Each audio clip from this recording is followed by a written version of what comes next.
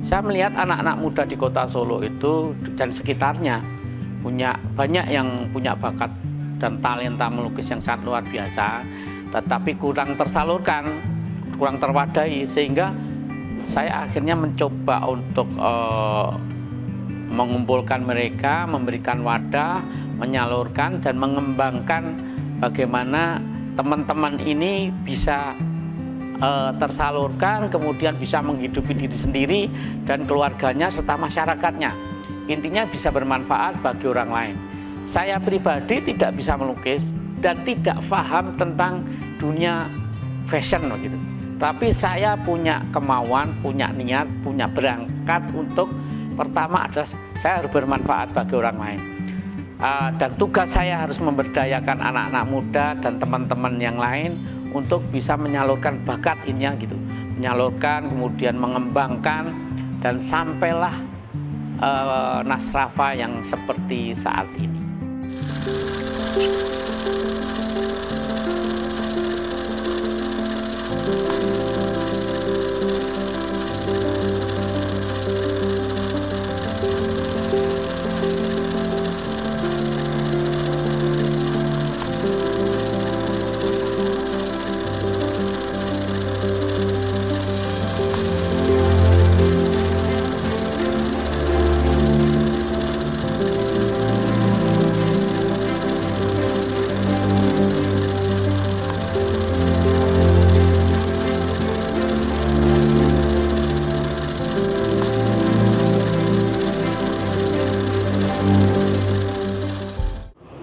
Perkenalkan, nama saya Yani Mardianto, alamat di Petoran, Jebres, Solo.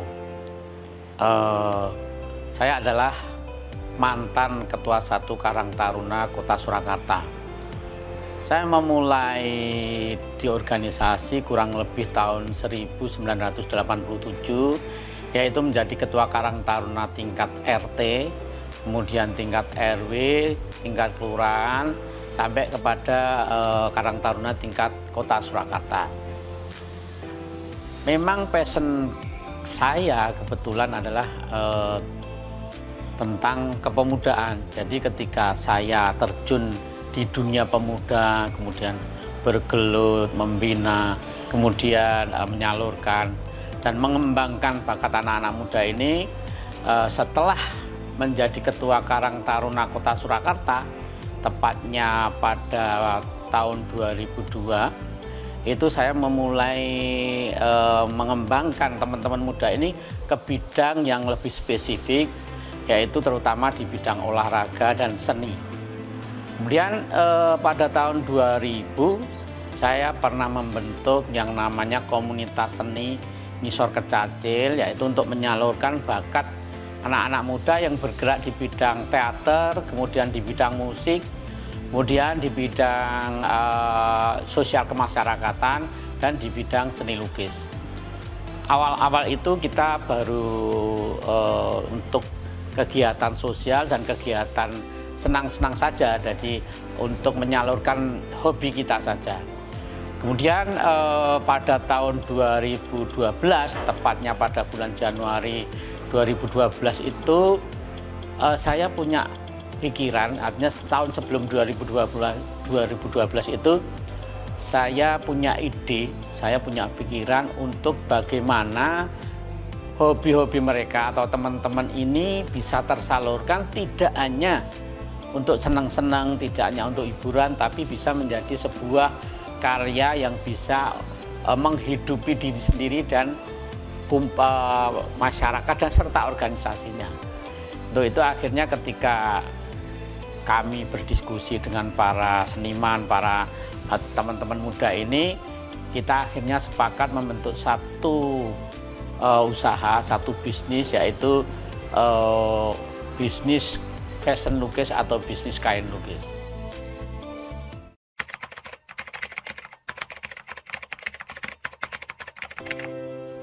Ide itu keluar ketika kebetulan saya waktu itu kerja di sebuah perusahaan tekstil, dan pulang dari kerja itu melihat teman-teman muda atau teman-teman mahasiswa yang putri-putri itu memakai jilbab Paris, tetapi hanya kosongan saja.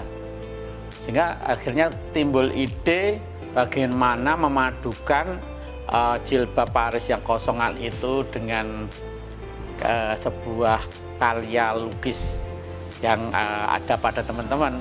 Akhirnya setelah diskusi panjang, kita ketemu dan sepakat akan membuat satu usaha. Awalnya ada membuat jilbab lukis saja.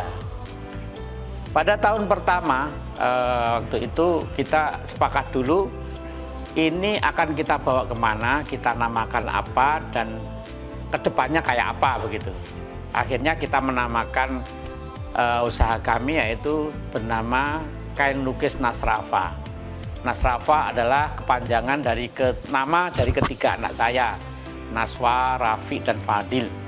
Itu tujuannya adalah bahwa bisnis ke depan inilah adalah tidak sekedar bisnis, tapi bisnis yang mengandung kasih sayang. Artinya kasih sayang terhadap keluarga, terhadap anak, istri, dan kasih sayang terhadap tim, serta kasih sayang terhadap karya itu sendiri, biar berjiwa bagus, berjiwa besar, sehingga produk-produk kita akan berkualitas tinggi.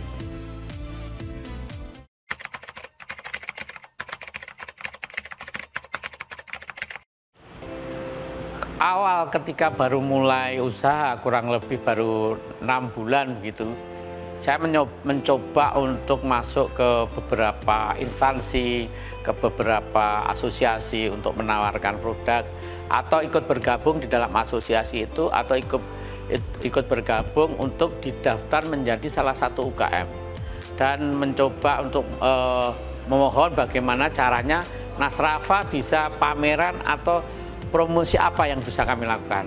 Tetapi ketika kita mengajukan itu, kita banyak disepelekan, bahkan produknya cuma kayak gitu, cuma jilbab saja, kemudian hanya sedikit. Itu seringkali kita ditolak dan tidak pernah diikutkan di dalam beberapa event yang kita ajukan. Akhirnya kita tetap berkarya, tetap memberikan semangat anak-anak muda bahwa kita harus tagline kita awal adalah berkarya dan terus berkarya. Akhirnya ketika alhamdulillah kita di tahun 2014 itu beberapa instansi atau dinas mulai melirik bahwa ini sudah mulai patut untuk dibawa ke pameran lebih jauh kan gitu.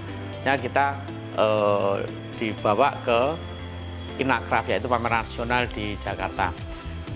Inacraft adalah sebuah pameran yang menjadi tolak ukur bagaimana karya besar itu ada, bagaimana ukuran standar pameran yang nasional itu berada semuanya di Inacraft. Banyak didatangkan buyer-buyer luar negeri di Inacraft itu, tepatnya di Jakarta Convention Center, Senayan, Jakarta.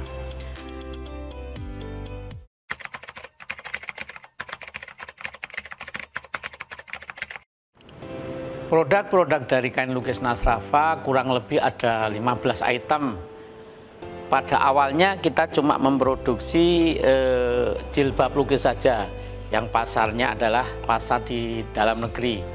Awalnya kita cuma memproduksi kurang lebih 100-200 pieces tiap bulan.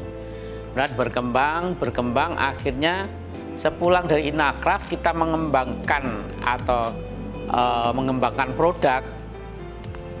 Itu kira-kira ada 10 awalnya sampai tahun 2017 nih. Itu ada setelah jilbab lukis kita membuat kemeja lukis seperti yang saya buat ini, kemudian ada blus lukis, ada kain lukis, ada kaftan lukis, kemudian ada mukena lukis, dan yang paling akhir ini yang kebetulan produk-produk kita diminati oleh buyer dari Jepang adalah ada tas goni kulit lukis, kemudian ada pouch lukis, topi goni lukis, kemudian shawl lukis. Itu produk yang terakhir. Selain 4 tadi, kemudian kita juga ada payung lukis, caping lukis, kemudian ada topi dari anyaman pandan, dan masih banyak lagi ya produk kami, yaitu tepatnya kurang lebih 15 item. Bagaimana kami membuka jaringan atau bagaimana kami untuk memperluas pasar ini. Yang pertama adalah ketika awal kami melakukan usaha atau memulai usaha itu memang tagline kami adalah harus ketemu orang yang nomor satu begitu. Jadi ketika kita di kelurahan harus ketemu Pak Lurah, di kota ketemu Pak Wali Kota, sampai di tingkat nasional misalkan di kementerian kita harus ketemu Pak Menteri. Sehingga jaringan-jaringan itu terbangun dengan baik, dan kebetulan kita terus juga mengembangkan sayap, membangun produk, membangun packaging, membangun image, membangun performa, yang akhirnya alhamdulillah Nasrafah sering mendapatkan reward dari mulai tingkat kota, tingkat provinsi, sampai ke tingkat nasional.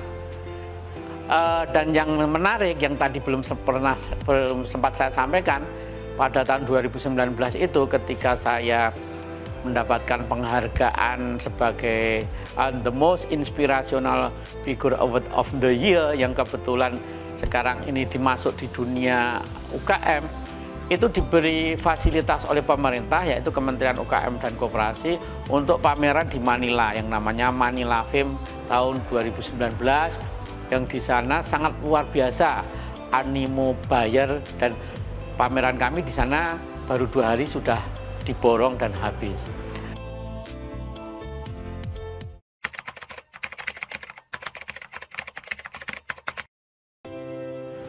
Karena ini produk art ya, produk handmade, jadi memang ada standar khusus untuk produk kita itu masuk di satu level tertentu, misalkan di tingkat kota, di tingkat provinsi maupun nasional. Yang pertama itu banyak hal ya, artinya dari misalkan di legalitas. Kita harus punya legalitas waktu itu SIUP TDPHO untuk kita bisa masuk ke pameran Inacraft. Produk kita bisa diterima di market Inacraft yang sekarang diperingkas menjadi NIB itu. Pertama di legalitas, kemudian di produk, packaging kita harus menarik. Packaging ini harus menarik. Packaging yang tidak menarik pasti sudah ditolak dulu. Nah, kebetulan ini untuk tingkat nasional sudah dikurasi sampai ke Dirjen Pengembangan Ekspor, ini produknya sudah layak untuk tingkat nasional. Kemudian untuk tingkat internasional, alhamdulillah juga Nasrafah sudah mendapat kurasi dari ITPC Osaka dan buyer dari Jepang sendiri, yang biasanya kalau luar negeri itu yang pertama adalah ramah lingkungan, kemudian yang kedua simple gitu, sehingga kita membuat produk yang berkualitas, ramah lingkungan, dan simple, intinya begitu kalau ke luar negeri. Dan pasar Jepang itu memang tidak gampang. Ketika kita bisa diterima di Jepang, biasanya dimanapun kita bisa diterima. Makanya saya standarisasi di Jepang, mencoba untuk belajar bagaimana kita bisa diterima di Jepang. Alhamdulillah produk tas ini adalah produk request dari buyer Jepang, terutama di bunganya yang di Indonesia kurang familiar, tapi ini sangat terkenal di Jepang sana, sehingga buyer sangat tertarik dengan motif bunga seperti ini.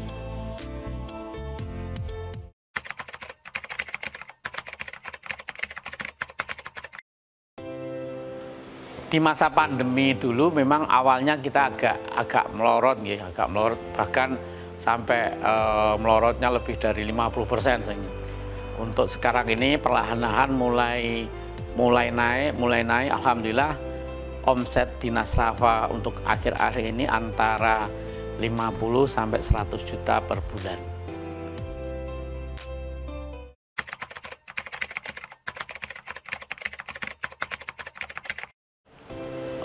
Perjalanan panjang Nasrafah ini banyak sekali pengalaman yang sangat mengesankan buat saya dan tim, bahkan mungkin buat keluarga kami ya. Ada yang sangat bangga, teman-teman yang sangat bangga.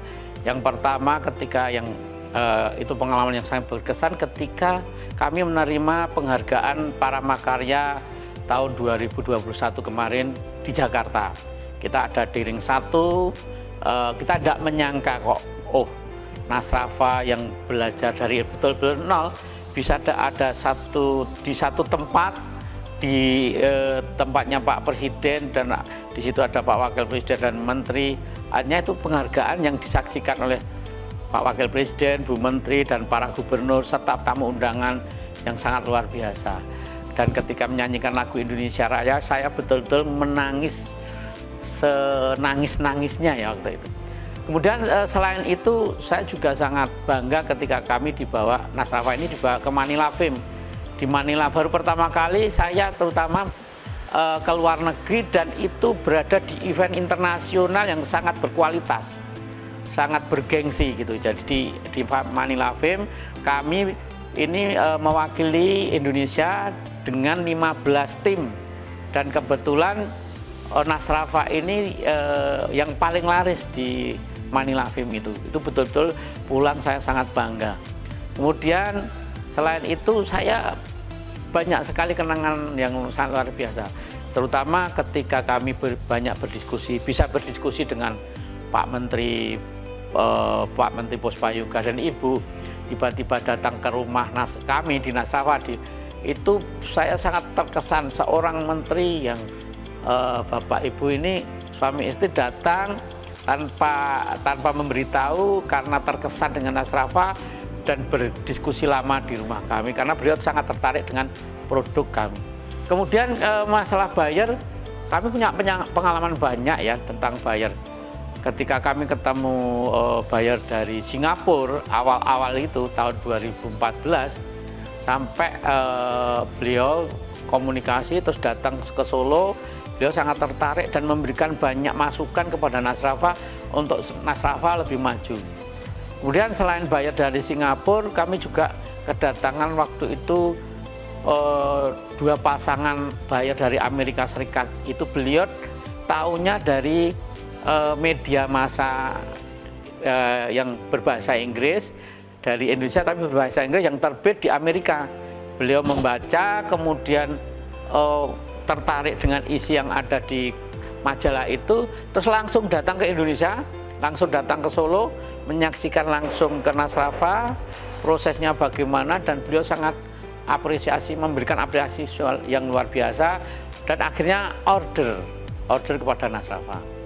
Itu pengalaman-pengalaman yang sangat luar biasa. Selain saya mungkin tidak bisa menceritakan lebih detail karena pengalamannya banyak sekali. Kita pameran-pameran di tingkat nasional seperti Festival Payung Indonesia di Borobudur, di Prambanan, kemudian kita di TEI, pameran internasional yang ada di Indonesia, kemudian di Inakraf, dan masih banyak lagi. Dan yang tak lupa kami sangat bangga ketika tahun 2020 itu tiba-tiba kami menjadi pemenang di tingkat Jawa Tengah dan mendapatkan penghargaan para Sidakarya dari Bapak Gubernur langsung. Kemudian kita diskusi sama Bapak Gubernur, dapat masukan yang luar biasa banyak. Produk kita diminati oleh Bapak Gubernur dan timnya gitu. Itu satu kebanggaan yang luar biasa dan tidak pernah terpikirkan oleh saya dan Nasrafah.